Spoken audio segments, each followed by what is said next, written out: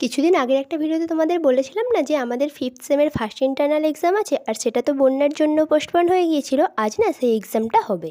আগে যে ডেটটা ছিল তার থেকে কিন্তু এটা এক সপ্তাহ বা তারও বেশি পিছিয়ে গিয়েছিল। এতগুলো দিন পিছিয়ে যাওয়ার কারণটা হলো যেই সব জায়গাগুলোতে বন্যা হয়েছিল সেই সব জায়গাগুলোর পরিস্থিতি যাতে একটু স্বাভাবিক হয়। যখন ইন্টারনাল এক্সামটা ক্যান্সেল হয়ে গেছিলো তখন ভাবছিলাম হয়তো ভালোই হয়েছে, পরে হবে, আরও ভালোভাবে পড়তে পারবো। কিন্তু এখন ভাবছি যে না, আগে হয়ে গেলেই হয়তো ভালো হতো। আমাদের কলেজ তো অটোনোমাস, সেই জন্য ইন্টারনাল এক্সাম পিছলেও ফাইনাল কিন্তু একদমই পিছবে না। এক্সাম দিতে যাওয়ার জন্য তো বেরিয়ে পড়েছি, আর আমাদের এক্সামটা হচ্ছিল 3টে থেকে, সেই জন্য আমরা 2টোর কিছুক্ষণ আগেই বেরিয়েছিলাম। তাই দেখো প্রচণ্ড রোদও ছিল, তাই ছাতাটাও নিয়ে এসেছিলাম, ছাতাটা আবার ব্যাগে রেখে দিয়েছি। এবারে না অনেকজনকেই ইন্টারনাল এক্সাম দিতে দেওয়া হয়নি। এর আগে এমনটা কখনোই হয়নি যে এতজন ইন্টারনাল এক্সাম দিতে পারেনি। আমাদের এক্সাম দেওয়া তো কমপ্লিট হয়ে গেছে, আর বোতলে না একদম জল শেষ হয়ে গেছিলো, সেই জন্য এখন জল ভরে নিচ্ছি, তারপরেই বাড়ি যাব।